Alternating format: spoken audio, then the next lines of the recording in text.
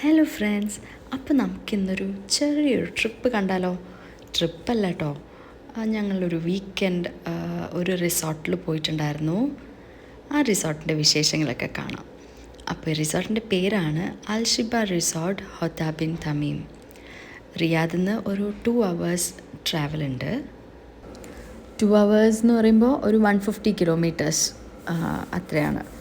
അപ്പോൾ ശരിക്കും ഞങ്ങളിതിപ്പോൾ പോയത് ഇപ്പോഴല്ല കേട്ടോ, ഞങ്ങൾ ലാസ്റ്റ് വിൻ്ററിലാണ് പോയത്. ഒരു ജനുവരി ഫെബ്രുവരി ആ ഒരു ടൈമിലായിരുന്നു പോയത്. ക്ലൈമറ്റ് ഇപ്രാവശ്യം വിൻ്റർ കുറച്ച് കൂടുതലുണ്ടായിരുന്നു. ഓൾമോസ്റ്റ് ഒരു മാർച്ച് വരെയും തണുപ്പ് തന്നെയായിരുന്നു. പിന്നെ അപ്പോൾ ഇവിടെയെന്ന് വെച്ച് കഴിഞ്ഞാൽ നമുക്ക് ഫാമിലി വിത്ത് ഫ്രണ്ട്സ് ഒക്കെ ആയിട്ട് വരാൻ ഏറ്റവും നല്ലൊരു സ്ഥലമായിരുന്നു കേട്ടോ. കംപ്ലീറ്റ്ലി ഒരു പാർക്ക് റിസോർട്ട് അങ്ങനെയാണ്. ഇവിടെ ഒരുപാട് ടെൻറ്റ്സ് ഉണ്ട്. അപ്പോൾ നമുക്ക് ഇതിലേതെങ്കിലും ഒരു ടെൻറ്റ് എടുത്തിട്ട് നമ്മൾ ഫ്രണ്ട്സൊക്കെ ആയിട്ട് നമുക്കിവിടെ സ്പെൻഡ് ചെയ്യാം.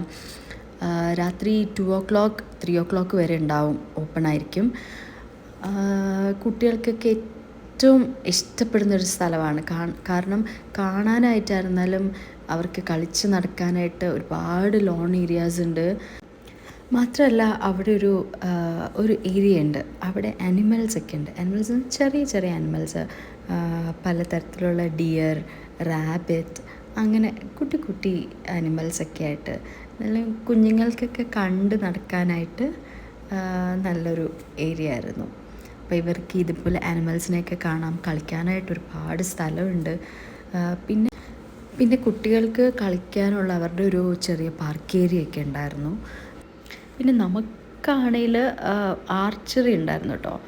നമുക്ക് അതൊക്കെ ട്രൈ ചെയ്ത് ടൈം സ്പെൻഡ് ചെയ്യാൻ പറ്റും. പിന്നെ എൻ്റെ ഒരു അഭിപ്രായത്തിൽ ഈ ഒരു സ്ഥലത്ത് വിൻ്റർ ടൈം പോകുന്നതായിരിക്കും നല്ലത്. അതാകുമ്പോൾ വൈകുന്നേരം ആണെങ്കിലും ആ ക്ലൈമറ്റൊക്കെ നല്ല തണുത്ത കാറ്റും, വൈകുന്നേരം ആണെങ്കിലും രാത്രിയാണെങ്കിലും ഒക്കെ നല്ലൊരു ക്ലൈമറ്റാണ്.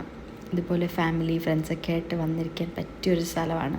പിന്നെ ഒരു രാത്രി 9 മണി 10 മണിയൊക്കെ കഴിഞ്ഞ് കഴിഞ്ഞാൽ നമുക്ക് എന്തായാലും അവിടെ ഒരു ഫയർ പിറ്റ് റെഡിയാക്കണം കേട്ടോ. ഇല്ലെങ്കിൽ നമുക്ക് അവിടെ ഇരിക്കാൻ പറ്റില്ല. കാരണം അത്രയ്ക്കും സിവിയർ ക്ലൈമറ്റായിരിക്കും. ഞാൻ പറഞ്ഞില്ലായിരുന്നു, ഞങ്ങൾ പോയ സമയത്ത് നല്ല തണുപ്പായിരുന്നു. ഒരു 10 o'clock ശേഷം നമ്മൾ അതുവരെ ഉണ്ടായിരുന്നൊരു തണുപ്പല്ലായിരുന്നു. അതുവരെയുള്ള തണുപ്പ് ഓക്കെ നമുക്ക് സഹിക്കാൻ പറ്റുമായിരുന്നു. പക്ഷെ അതിന് ശേഷം ഭയങ്കര ബുദ്ധിമുട്ടായി തുടങ്ങി. പിന്നെ ഞങ്ങൾ പെട്ടെന്ന് ഫുഡൊക്കെ കഴിച്ചിട്ട് പിന്നെ കുറച്ച് നേരം ഒന്ന് ടെൻറ്റിനകത്തൊക്കെ കുറച്ച് നേരം സ്പെൻഡ് ചെയ്തു. അത് കഴിഞ്ഞതിന് ശേഷം വീണ്ടും ഞങ്ങൾ പുറത്തോട്ട് ഇറങ്ങി. പിള്ളേർക്ക് ഇവിടെ ഈ ഹോഴ്സ് റൈഡ് ഇതിലൊക്കെ കയറണം, പിന്നെ അവരുടെ പ്ലേ ഏരിയയിൽ പോയി കളിക്കണം. തണുപ്പാണെങ്കിലും അവർക്കത് പറ്റില്ലല്ലോ. പിന്നെ നമുക്ക് ഇതുപോലെ ആർച്ചറി ഒക്കെ ഉണ്ടായിരുന്നു. പിന്നെ വേറൊരു ഹൈലൈറ്റ്, ഇവിടെ നമുക്ക് ഈഗിളുണ്ടായിരുന്നു. ഈഗിളിന് നമുക്ക് അവരുടെ കണ്ണ് മൂടി വെച്ചേക്കാം കേട്ടോ. ആ സമയത്ത് ഇപ്പം നമ്മൾ കയ്യിലെടുക്കുമ്പോൾ അവർ കണ്ണിൻ്റെ കവറിങ് മാറ്റും. പക്ഷേ നല്ലൊരു എക്സ്പീരിയൻസ് ആയിരുന്നു. നമ്മുടെ കയ്യിൽ പിള്ളേരുടെ തലയിലൊക്കെ വെച്ച് പിള്ളേർക്കും ഒരു എക്സ്പീരിയൻസ് ആയിരുന്നല്ലോ.